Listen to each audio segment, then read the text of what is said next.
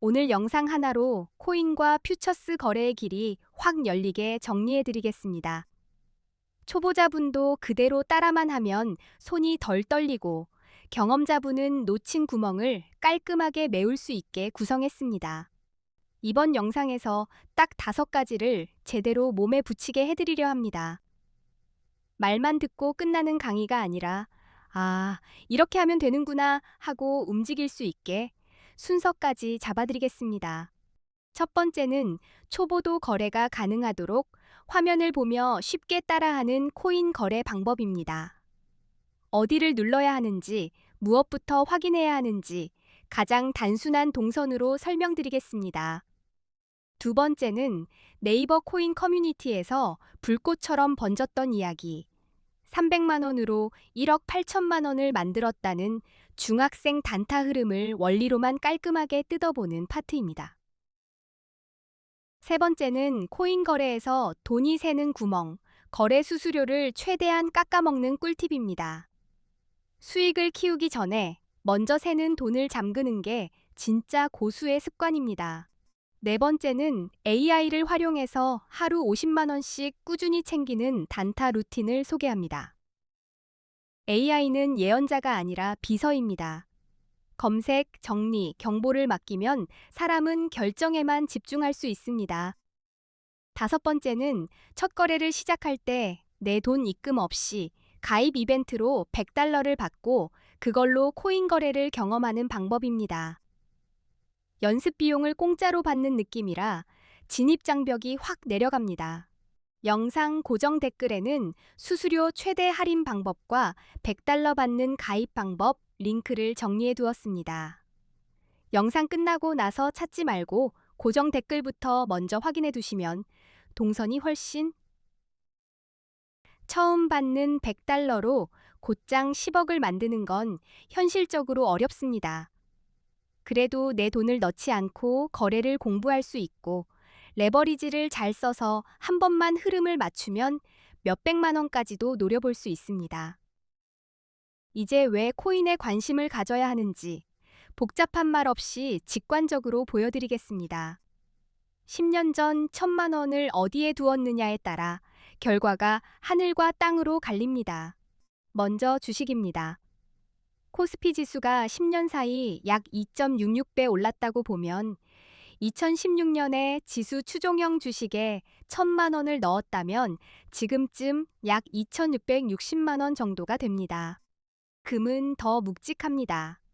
2016년에 1,000만 원으로 금을 샀다면 대략 233.5g을 들고 있었을 텐데 2026년 기준으로 환산하면 약 5,160만 원 정도로 계산됩니다. 부동산은 지역마다 다르지만 예시로 서울 기준을 잡아보겠습니다. 2016년에 1,000만 원어치 아파트 가치를 보유했다고 치면 2026년에는 약 2,400만 원 정도로 평가할 수 있습니다. 그리고 비트코인입니다. 2016년에 1,000만 원어치 비트코인을 샀다면 2026년에는 약 26억 원 이상이 되는 그대로 다른 차원의 수익률이 나옵니다. 이 비교만 봐도 감이 오실 겁니다. 바보가 아닌 이상 코인을 공부할 이유가 생깁니다. 남들이 보는 곳에서 이미 판이 움직였고 우리는 뒤늦게라도 룰을 익혀야 합니다. 게다가 코인은 오를 때만 돈 버는 구조가 아닙니다. 오르면 롱으로 올라타 수익을 만들고 내리면 숏으로 내려찍어 수익을 만들 수 있습니다. 방향만 맞추면 위든 아래든 길이 열립니다. 수익이 나도 세금 부담이 없다는 점까지 생각하면 투자처로서 꽤 매력적인 카드라고 보는 분들이 많습니다. 그래서 더 많은 사람이 이 시장으로 몰려드는 흐름이 생깁니다. 여기서 핵심 도구가 레버리지입니다. 국내 거래소에는 사실상 없는 기능이지만 해외 거래소에는 레버리지가 있습니다. 50만 원으로 10배를 쓰면 5천만 원을 굴리는 셈이 됩니다. 30억 이상을 굴리는 분이라면 레버리지가 굳이 필요 없을 수 있습니다. 하지만 소액으로 시작하는 대부분의 분들은 레버리지 없이 큰 수익을 뽑아내기 어렵습니다. 그래서 해외 거래소로 눈이 가는 겁니다. 코인 거래의 첫걸음이자 가장 중요한 관문은 거래소 고르기입니다. 칼은 똑같아 보여도 손잡이가 다르면 베는 감이 다르듯 거래소 차이가 수익과 스트레스를 갈라버립니다. 실제로 많은 한국 투자자들이 국내 거래소를 떠나 해외 거래소로 이동하는 중입니다. 흐름이 한쪽으로 쏠릴 때는 이유가 분명히 있습니다. 그 이유를 세 가지로 압축해 드리겠습니다. 첫째는 레버리지입니다. 국내는 레버리지를 막아둔 반면 해외는 100배까지도 가능한 곳이 있습니다. 50만 원이 5천만 원처럼 움직이니 사람들이 해외로 몰리는 건 자연스러운 결과입니다. 둘째는 수수료입니다. 국내보다 해외 거래소의 거래 수수료가 확실히 저렴한 편이라 잦은 단타를 할수록 차이가 체감으로 쾅쾅 옵니다. 수수료는 조용히 수익을 갉아먹습니다. 셋째는 세금입니다. 해외 거래소는 세금이 없다고 느끼는 구조인 반면 국내 거래소는 거래 수익에 대한 세금 이슈가 따라붙습니다. 이 차이가 심리적으로도 큰 겁니다. 한국인이 많이 쓰는 해외 거래소 중에서 가입 시 100달러 지급 이벤트까지 하는 곳 정보는 고정 댓글에 적어두었습니다. 링크를 따로 찾느라 헤매는 시간부터 줄여드리겠습니다. 이제 수수료가 얼마나 무서운지 숫자로 때려보겠습니다. 대형 거래소들의 기본 거래 수수료가 0.055%라고 했을 때 1,000만 원으로 단타를 치고 20배 레버리지를 쓴 상황을 상상해. 그 조건이면 1회 거래의 수수료가 22만 원입니다. 하루에 10번만 눌러도 수수료가 220만 원이 됩니다. 열심히 맞춰도 수수료가 먼저 수익을 삼켜버리니 게임이 불리해집니다. 그래서 수수료가 낮은 거래소를 쓰는 게 선택이 아니라 전제가 됩니다. 수수료를 낮추면 같은 실력으로도 살아남는 확률이 올라갑니다. 이게 단타 세계의 숨은 치트키입니다. 비교 기준은 5가지로 잡겠습니다. 수수료의 낮음, 거래 조작의 간편함, 한국어 지원 여부, 레버리지 배수, 그리고 원화로 바로 입금이 가능한지까지 이 5축으로 보겠습니다. 이 기준으로 A 거래소와 대형 거래소 4곳을 나란히 놓고 보겠습니다. 먼저 수수료부터입니다. A 거래소는 0.0%, 바이비트는 0.05%, 비트겟은 0.06%, 바이낸스는 0.04%입니다. 한국어 지원은 체감이 큽니다. A 거래소는 24시간 한국어 상담이 가능하지만 바이비트는 어렵고 비트겟도 어렵고 바이낸스도 마찬가지로 쉽지 않습니다. 막힐 때 물어볼 곳이 있느냐가 차이를 만듭니다. 레버리지는 A 거래소가 200배, 바이비트가 100배, 비트겟이 125배, 바이낸스가 125배입니다. 배수는 칼날의 길이와 같습니다. 길수록 멀리 베지만 손이 흔들리면 더 위험해집니다. 원화 입출금도 생활 편의에 가깝습니다.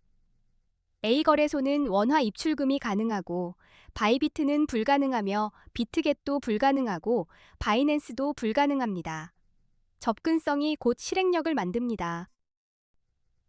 A 거래소가 어디인지 그리고 수수료를 최대 할인받는 방법은 고정 댓글에 정리해 두었습니다. 거래를 시작하기 전에 환경 세팅을 먼저 끝내시면 뒤에서 땀을 덜 흘리게 됩니다. 이제 첫 번째 파트, 초보 따라하기 흐름을 짚어드리겠습니다. 코인을 고를 때는 거래량이 충분한 종목부터 보시고 차트는 너무 복잡하게 꾸미지 말고 이동평균선 정도만 남기는 게 좋습니다. 진입 전에는 얼마를 벌지보다 어디서 나올지를 먼저 정합니다. 손절 라인과 목표 구간을 미리 그어두고 레버리지는 처음엔 낮게 잡아도 됩니다. 안정이 잡히면 속도는 자연히 붙습니다. 두 번째 파트, 커뮤니티를 달궜던 중학생 단타 흐름은 핵심이 단순합니다. 작은 파동을 짧게 먹고 빠지며 손실은 얇게 자르고 이익은 빠르게 챙기는 리듬입니다. 300만 원이 1억 8천만 원이 된 이유를 여기서 봅니다. 세 번째 파트, 수수료 최대 할인 꿀팁은 한 문장으로 조건을 맞춰서 깎는다입니다. 가입 경로, 등급, 수수료 정책을 이용하면 같은 거래도 더 싸게 할 수 있습니다. 고정 댓글 링크의 방법을 모아뒀습니다. 네 번째 파트, AI 단타 루틴은 감으로 찍는 게 아니라 데이터로 줄을 세웁니다. AI에게 뉴스와 변동성, 거래량 급증 종목을 정리하게 하고 사람은 규칙대로 진입과 청산만 실행하면 됩니다.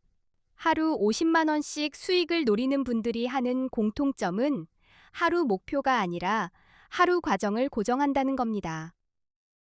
AI로 체크리스트를 자동화하면 흔들리는 순간이 확 줄어듭니다.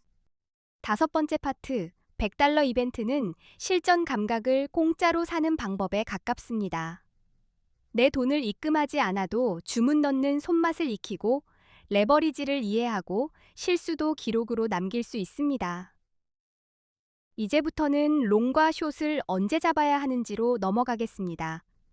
비트코인 같은 암호화폐는 변동성이 크니 타이밍이 반이고 나머지 반은 규칙입니다. 개념을 아주 간단히 잡아드리겠습니다. 롱 포지션은 가격이 오를 거라고 보고 매수로 들어가는 것입니다. 쉽게 말해 상승에 베팅하는 행동입니다. 반대로 숏 포지션은 가격이 떨어질 거라고 보고 하락에 베팅하는 것입니다. 롱이 유리한 첫 번째 신호는 강한 상승 추세입니다. 고점과 저점이 점점 높아지면서 밀어 올리는 파도가 보이면 롱 쪽이 바람을 맞습니다. 추세는 칼날을 등 뒤에 세워주는 느낌입니다. 기술적 분석에서 50일 이동평균선이 150일 이동평균선을 위로 뚫는 순간을 골든 크로스라고 부릅니다.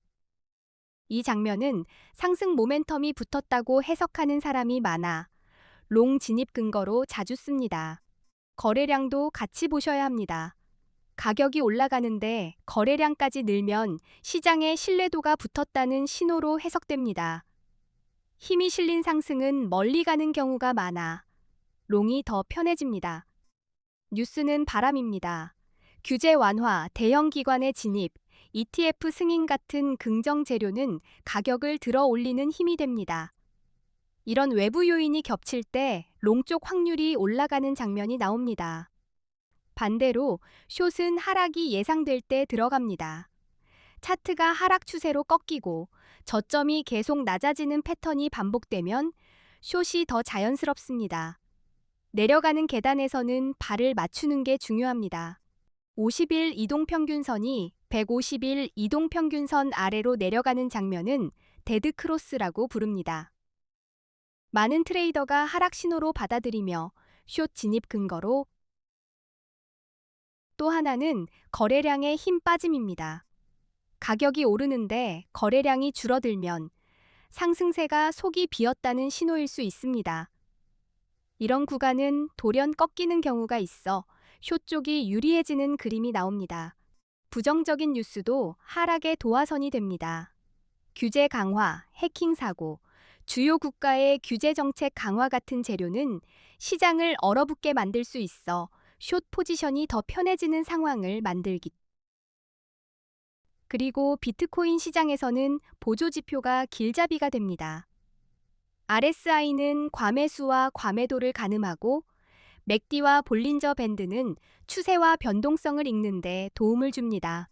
RSI 기준으로 70 이상이면 과매수로 해석해 숏을 고민하는 사람이 많고 30 이하이면 과매도로 해석해 롱이 더 유리하다고 보는 경우가 많습니다. 숫자는 참고이고 추세와 함께 보셔야 합니다. 맥디나 볼린저 밴드를 함께 쓰면 지금 파도가 커지는지 줄어드는지 결국 롱과 숏의 선택은 상승 신호와 하락 신호를 저울질하는 작업이고 지표는 그 저울에 추가됩니다. 정리하면 롱은 상승 추세와 긍정 신호가 모일 때, 숏은 하락 추세와 부정 신호가 쌓일 때 힘이 실립니다. 감으로 찍지 말고 근거를 모아 결정하면 실수가 줄어듭니다. 마지막으로 고정 댓글에 정말 실속 있는 정리들을 넣어두었습니다. 수수료를 최대한 낮추는 방법과 $100 이벤트 참여 방법은 한 번만 세팅해도 계속 이득이기. 앞으로도 초보가 바로 실행할 수 있는 코인 단타 내용을 더 쉽게, 더 재미있게 올려드리겠습니다. 끝까지 시청해주셔서